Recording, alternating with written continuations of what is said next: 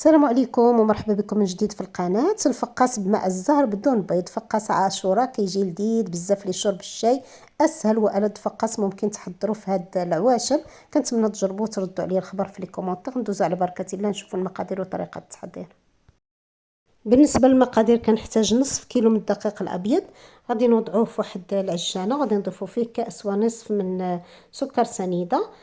ممكن تمشيو حتى لجوج كؤوس، تقريبا غنحتاجو 200 غرام ديال سكر سنيده، كاس الا ربع من الزبده المذابه، تكون زبده حيوانيه. بالنسبه للزبده تقريبا عندنا 125 غرام. وغادي نكملوا داك الكاس بثلاثه المعالق من زيت المائده.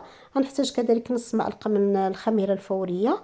في الفصل في الجو حار، الا كان الجو بارد كنحتاجو معلقه كامله ديال الخميره الفوريه. غنحتاج كذلك معلقه صغيره من الملح، معلقه مملوءه من حبه حلاوه ولا حبوب اليانسون، وثلاثه المعالق ديال الزنجلان او السمسم. غنحتاج كذلك كاس الا ربع من ماء الزهر، وغنحتاج كيس من خميره الحلويات من فئه 15 غرام. غادي نجمعوا هذا العجين بالحليب. كنحتاجوا فيه تقريبا نصف لتر من الحليب، ممكن تستعملوه كامل وممكن يبقى لنا منه القليل على حسب الدقيق. المهم هو ان العجين ديالنا يكون رطب. قبل ما تنضيفوا الحليب ضروري اننا نخدموا ديك العناصر مع بعض.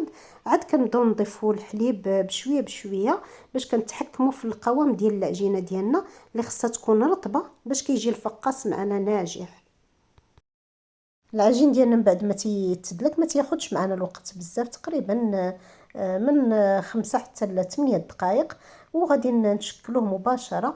حرابل تكون رقيقه، دائما كنستعملوا بالقليل من الدقيق تنشكلوا ديك الحرابل ولا لبوده، ثم تنوضعوهم في واحد الصفيحه اللي فرشنا فيها الورق ديال المطبخ.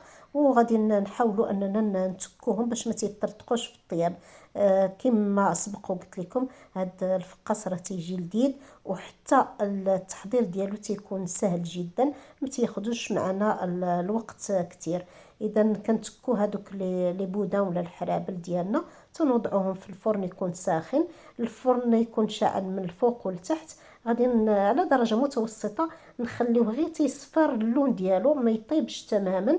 ثم غادي نقطعوه كما كتلاحظوا معايا من بعد ما يبرد تماما. هذه يعني مرحله مهمه.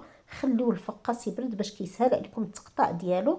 ممكن تخليوه يبات حتى الغد، ثم عاد غادي نقطعوه كما كتلاحظوا معايا تيتقطع بسهوله وما تيتكسرش. غادي نعاودو ندخلوه الفرن حتى تيتحمر من الجهتين، وغادي نقدموه بالصحه والراحه. كنتمنى انكم تجربوا هذا الاقتراح وتردوا عليه الخبر، والى الملتقى ان شاء الله مع وصفه